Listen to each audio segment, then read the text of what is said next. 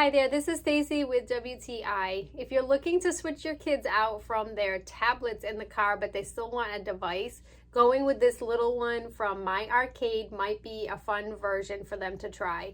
This is a throwback of all of the old games that Gen Xers used to play, and it's very, very similar to what used to be the Game Boy in size. You can see I'm holding it here. Up close, the graphics are actually really, really good, and it has over 200 games that the kids can play with.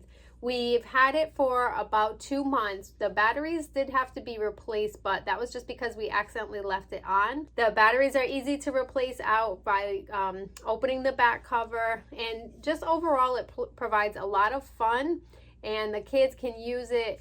Everything is really responsive. The device has different controls on the front, you can see, and they work really, really well. For the value that you're getting out of this, I would say this is definitely a great backup to tablet use in the car or wherever you're at to keep the kids occupied.